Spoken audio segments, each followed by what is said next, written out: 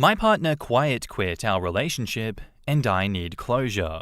So we had been together for approximately 4 years, engaged for the last year, bought a house, had big plans to ride off into the sunset together. It was the best 4 years of my life. We were absolutely crazy about each other. She didn't break up with me until I forced her to make a decision because she was quiet quitting in the last few months, i.e. being distant, cold, not engaging, etc. She never had the goal to actually do it, so instead, she just became a bad partner until I had to begin the discussion. I am absolutely devastated. I can see why she became unhappy. I became busy at work right after we bought the house. It's a fixer-upper. With my job in the house, I will definitely admit that I neglected the relationship, but never to the point that I was a bad partner. In my mind, it was just a tough time that we had to work through, and I was happy to do it with her. I took it all on. She claims she stopped asking to do things together because I would always say no because I was too tired at the end of the day. She claims that our life goals don't align, but she never really communicated what hers were. Mine were to get married and get a house. Kids were always a question mark for the both of us. She always said she wanted to travel. She went on 3 tropical vacations last year, multiple European countries the year prior. I thought that box was checked for her. Last November, she went on a trip to French Polynesia and then met up with me in the Caribbean for a friend's birthday. December was great with all the Christmas parties, but once that party subsided, I began to notice that she was on WhatsApp a lot. Turns out, she's been talking with a guy that she met in Polynesia 3 times or more a day. Texts, calls. I never thought that she was capable of cheating, and I honestly don't think she did. I just find it absolutely wild that she wouldn't talk to me about trying to fix stuff before she started considering talking to another man so much. We're separating, selling the house, etc. I've never been so heartbroken in my life. I've worked so hard for our shared life, and she just wants to chase butterflies. I need closure though. Why couldn't we work it out before it got so bad and the damage done? Maybe I'm just ranting, but I'd like to know anyone else's similar experience and input. In the comments, closure is a myth. Go get therapy. Truth. I recently had an ex, who I broke up with a year ago and have an order of protection against, text me saying how awful I was for never giving him closure. Dude, I told you to never come near me or my family again, and a judge ruled it's illegal for you to contact me. Seems like pretty good closure if you ask me. Sorry, man. I'm seeing this go down with my BFF and her soon-to-be ex-husband, as well as some friends' breakups. In each case, the exes have all asked the same question, and my friends have gotten exasperated trying to help them understand they had been trying to work it out for over a year. 3 to 4 years in one situation. In each breakup, the exes didn't change their behaviors for more than a short period of time, if at all, and are having a hard time reconciling why can't we work on it. It's often the case that by the time someone initiates the end of a relationship, they no longer have the emotional bandwidth to work on it. They are burned out from trying and not being listened to or taken seriously, which sounds like your ex-girlfriend said was what happened with her. To be honest, a partner doesn't need to know when something is the last straw because they should be doing the work out of respect and love for their partner. You said, "In my mind, it was just a tough time that we had to work through, and I was happy to do it with her." However, you also said you neglected the relationship and you see why she became unhappy, so it doesn't sound like you were actually working through anything with her. Relationships take work, but it's not usually the big kind where you have heavy conversations and go to couples therapy for months. It takes small interactions every day, showing you respect and appreciate the other person and asking about their interests, feelings, and goals. It takes having fun in the moment and laughing together. These things are not hard to do, but they do take emotional presence and commitment. I'm so sorry that you were cheated on and that you had to press her for a decision. I, in no way, am commenting that she handled this in the best way or even in a good way. However, she needs to learn from her behavior the same way it sounds like you are trying to grow from reflecting on yours. Since you're the one commenting here and asking for advice, I'm focusing on what I think will help you moving forward. I just wanted to make it clear, though, that I understand why you're hurt and emphasize that I don't think her cheating was the answer. And now, onto the update. New information has been obtained proving that she did in fact cheat on me. No closure required.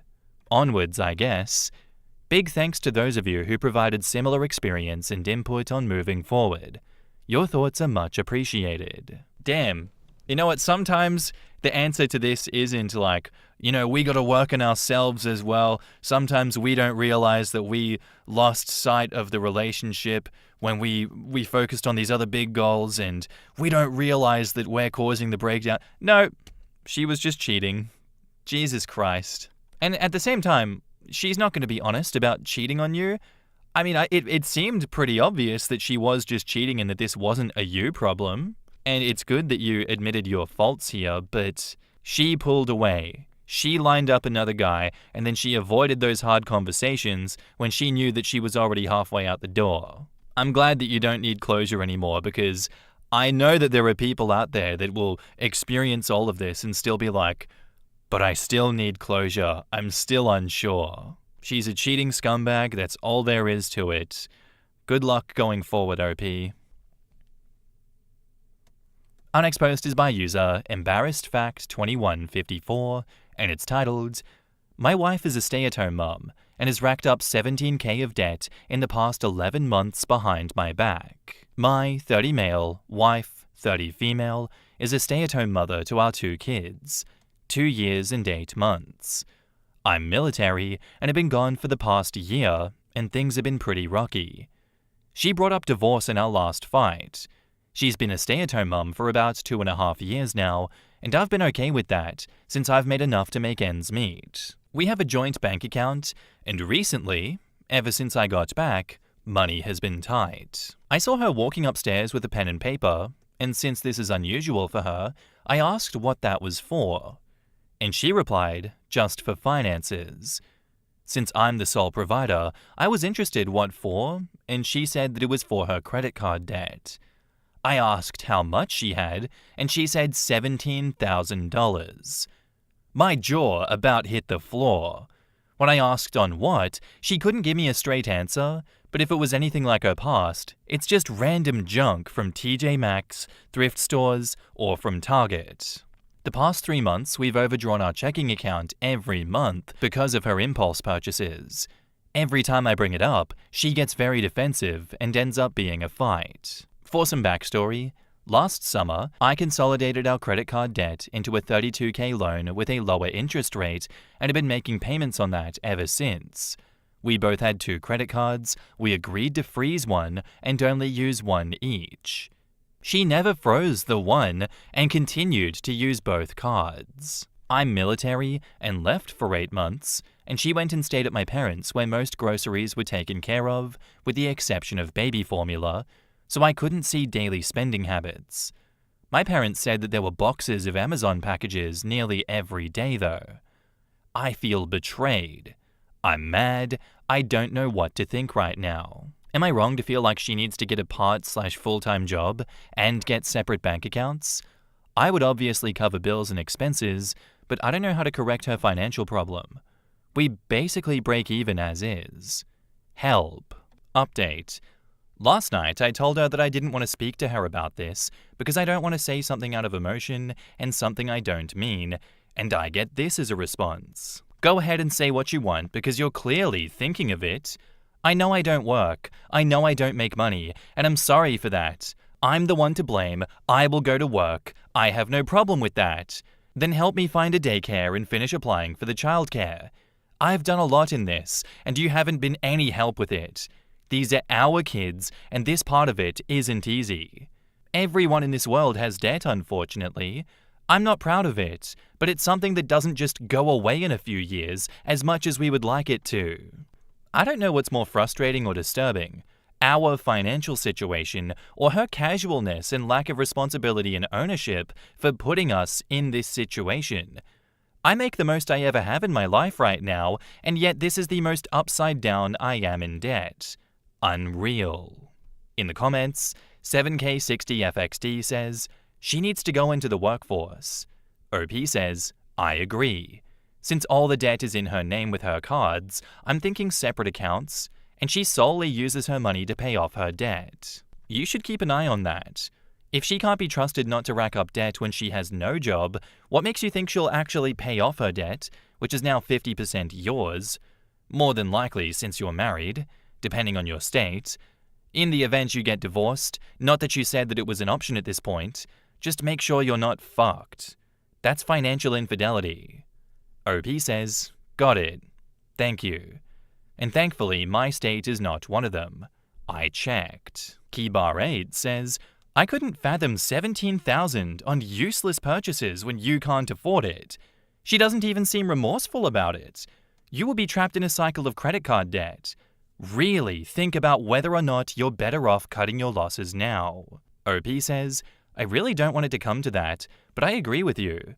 A partner is supposed to share loads and blows in life, and that's what we did last summer when we combined our debt and took that loan. This $17,000 is a ton of money with nothing to show for it. I'm just so upset at her selfishness and lack of thought about our family. Wow, that's crazy. I don't ever spend money we don't have as a stay-at-home mum. I couldn't imagine doing that to my family. That's ridiculous. I think she should pay for it. $17K is a lot of money, and what was the debt from before? Was that also from her spending? OP says yes. When I consolidated our debt, she did have an additional credit card with $5,000 on it. However, that was interest-free for the first year, so that was not a part of the loan. When I saw in our bank statements credit card payments, I was under the impression that she was making payments on that. She also purchased a bedroom set for $4K, but I set aside money for her money to pay that. Little did I know, none of that went towards the set and funded another spending spree. And now, onto the update. I wish I can say things have gotten better, but they haven't. After discovering how much debt she had accumulated over those last 11 months, and having our joint bank account overdrawn 4 consecutive months, I opened a separate bank account to start rebuilding our finances. I give her $200 every 2 weeks, $400 monthly, to spend however she likes. I transferred all bills, insurance, and payments of any kind to withdraw from my separate account. I started doing all the grocery shopping. We had a serious sit-down conversation about her re-entering the workforce, but picking up a part-time job to start paying towards her debt. And she hated the idea of going back to work because that's not what the plan was when we first had kids. The original plan was for her to be a stay-at-home mom until our kids, 2 and 1, started going to school. She went through 3 jobs in 3 weeks, quitting hours before her shift through text. I was trying to take over her life and controlling. She found a new job since November, and she works 10 hours a week. We started going to therapy in November as well. Therapist said this was a classic case of financial infidelity, and she compares it to cheating, but with a credit card. She refuses to do our couple's homework with this because she says it's pointless and doesn't see the point in it, despite me expressing my desires to. She told her parents about the situation, how I made a separate bank account from her, and that I'm financially abusive to her. I walked into a conversation my mother-in-law was having with the mail lady about me, and I can honestly say they no longer like me. She's picked up on her drinking and finished a box wine in 2 days, regardless of the day. A couple times when she was drunk, she's brought up how nice it would be if we moved back to Indiana, but can't because of my job. Conversations between my wife and I are cold. Basically outside of the kids, and once they go to bed, she goes upstairs and closes the door. She despises the idea of having 2 separate accounts and regularly threatens how she will not be with someone who had separate bank accounts.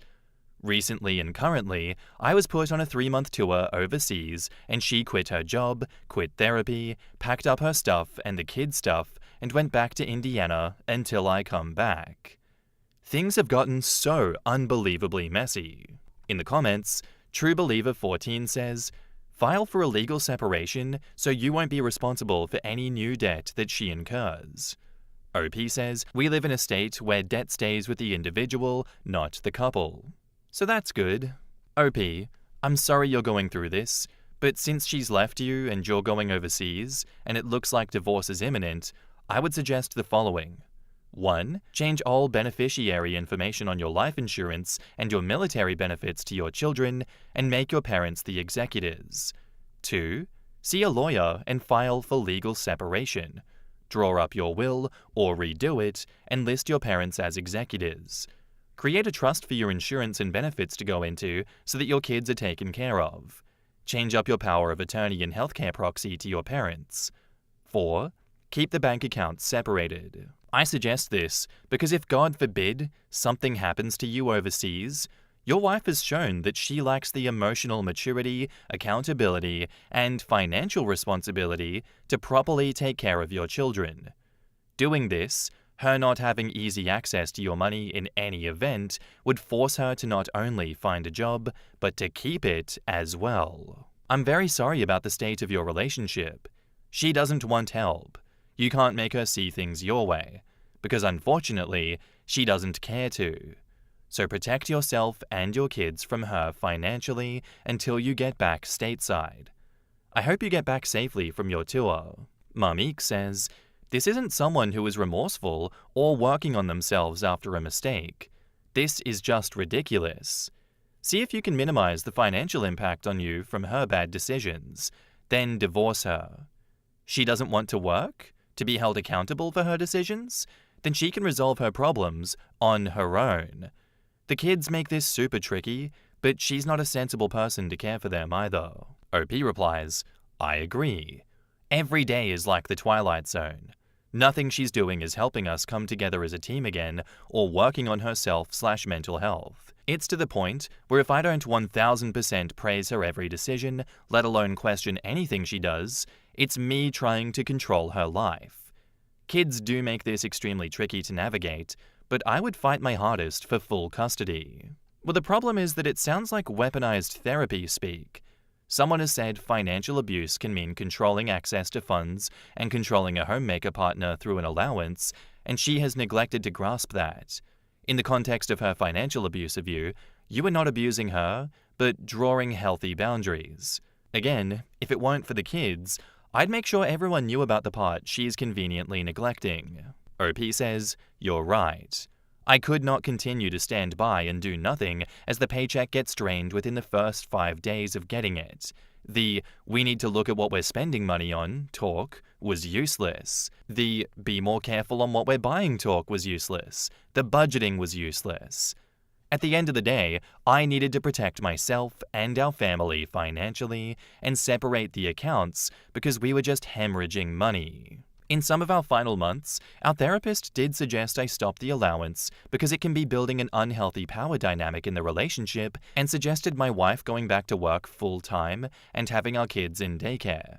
But my wife didn't want to put the kids in daycare full-time, so she didn't do it, and instead just kept asking me for money or to rejoin the blank. Sorry, but she pisses me off. This is just so sad from her. Just a continuous cycle of deception, avoidance, and no accountability whatsoever. Where is her shame?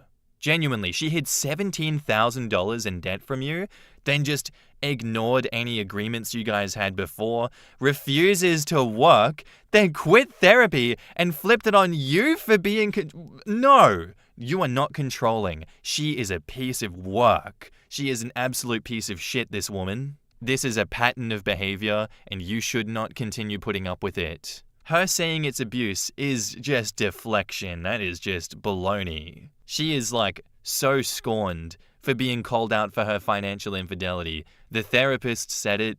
It is true. Good luck with all of this, OP. I hope you bring more updates to us in the future. You're the only one trying to stabilize things in this relationship. She is putting in no effort at all. Good luck with it. Our next post is by user Yoga2, titled, My 28 female, boyfriend 30 male, ridiculed my gift for him for our anniversary in front of our friends. So yesterday, me, my boyfriend, who we'll call Mike, and our friends decided to grab lunch together to celebrate our 2nd year anniversary. Mike was the perfect boyfriend, Even though we met through an online blind date arranged by our common friends, he always made a point to treat me nicely and communicate with me calmly. But everything literally came crumbling down on me yesterday at our lunch celebration with our friends. The first time we celebrated our anniversary last year, we made it into a promise to celebrate each year of our relationship with each other alone, but our friends decided to arrange a celebratory lunch for us this time. Naturally, we felt thrilled to celebrate with them since they were the ones who set us up as an online blind date during the pandemic, which is where our relationship started. They were so supportive ever since. They even paid for the reservation and food to make this special for us. It was in the middle of the lunch when this happened. His other friend cleared his throat and looked at Mike meaningfully. He then reached for something underneath the table and gave me a small box containing a dainty gold necklace with a diamond heart pendant in the middle that I've been eyeing since I saw it at the mall last time we went out shopping together. I was so happy that I hugged him so tight and kissed him because of how thoughtful he was and how beautiful the necklace was. I was literally so shocked and giddy. I felt so happy by then that I told him that he was not the only one with a gift, and I grabbed the book that I wrote and bookbinded for him and for our anniversary. Earlier last year, I started composing a book inspired by our story. I planned to give it to him on our second anniversary as a way of remembering and cherishing our bizarre, rom-com love story, and some few poetries in there, focusing on the things in our relationship that only we know about, like our inside jokes, experiences, challenges, and how much I love and adore him as a person. This was all dedicated to him. I handed the gift to him and told him how much I love him, and our table was so noisy from all the squealing and cheers from our friends. I was so excited to give this to him because I was so proud of my work, and I poured my heart out into this gift because I genuinely loved him and everything about him. I spent my time proofreading and rewriting each page to make it perfect, but all he did was look at my gift with a "what the hell is that" kind of face. He then proceeded to ask me how much my gift is and bragged that he bought the necklace from a very expensive brand. He told me that he was disappointed at my gift and that I'm embarrassing myself. He proceeded to criticize the book's interior and exterior design, saying that it looks wonky and that I shouldn't force myself to do things I clearly have no talent for. Then he bragged about the gift to our friends, which made me feel so sick and ashamed of my gift, and also shocked, because my boyfriend seemed like another person back there. He was always the soft-spoken one, and seeing and hearing him insult my love for him crushed me. They all stayed silent and watched him as he yapped and yapped about my book, that I just ended up grabbing my book and started walking out of the restaurant straight to my apartment. He and our friends have been texting me, and I haven't answered anyone yet.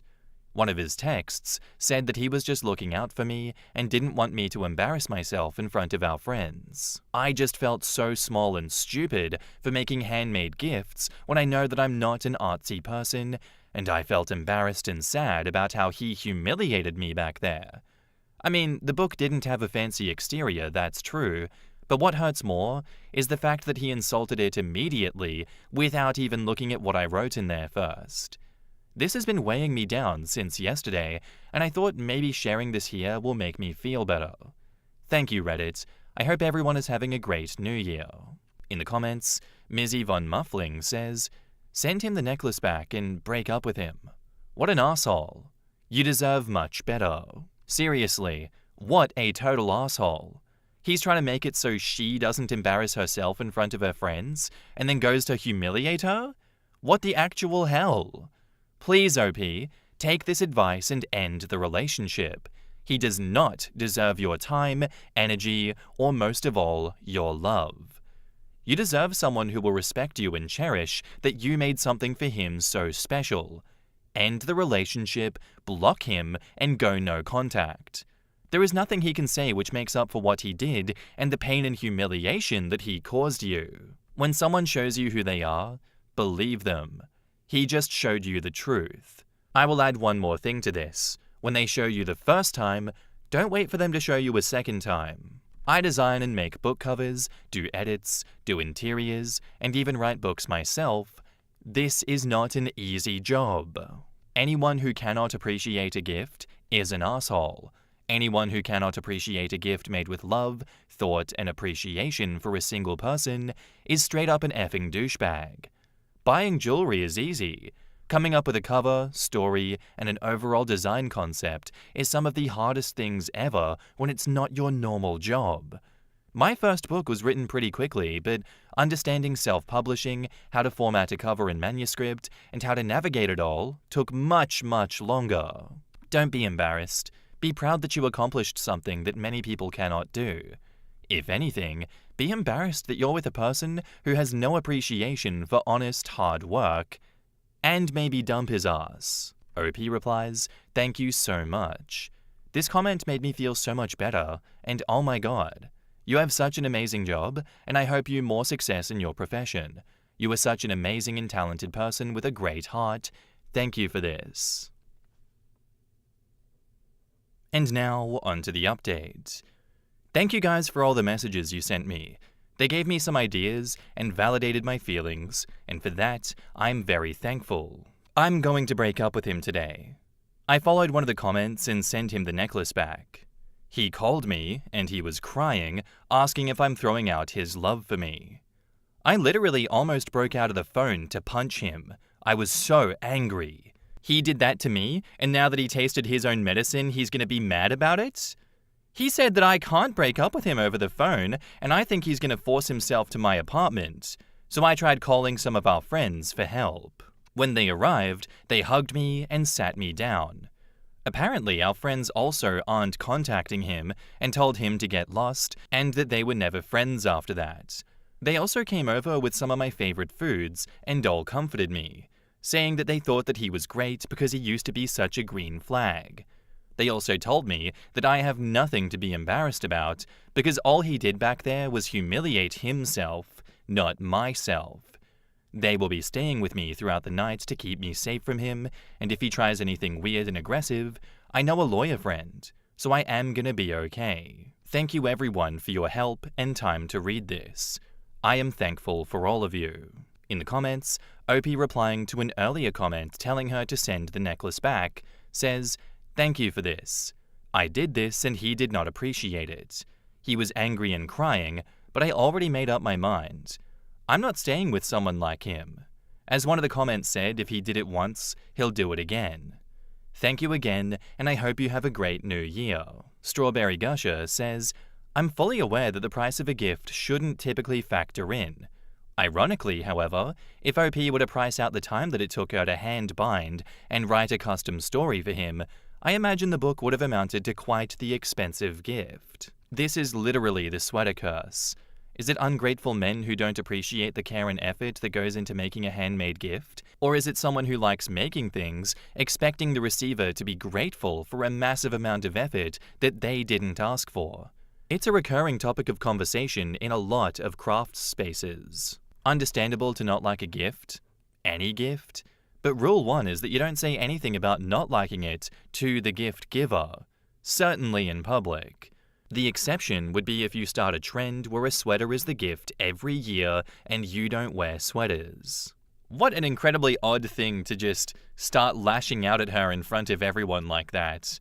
It just makes me feel like he was looking for an excuse to break up with her after 2 years. I genuinely don't feel like there is any other logical explanation for this other than he wanted out and he was too cowardly just to break up with her like a normal person. So instead, putting her down in front of everyone like that was what was gonna, push the needle. And it worked. She did break up with him. But what's with all the theatrics? Why is he crying and saying that, I didn't mean it. Why are you breaking up with me? This, that, and the other. Are you throwing out your love for me? What are we doing here, buddy? Did you just forget everything that you did? And him saying, you can't break up with me over the phone. Yes, I can. And yes, I will. You don't deserve being broken up with in person after your fucking behavior, mate. You suck, and you deserve to feel bad for everything you've done. Good on you, OP, for following the advice in the comments, and thank you for standing up for yourself and kicking his ass to the curb. Anyway, guys, that's all I have for you today. I do hope you enjoyed the episode. If you did, let me know what you thought about it in the comments down below, and I'll see you in the next one. Bye-bye!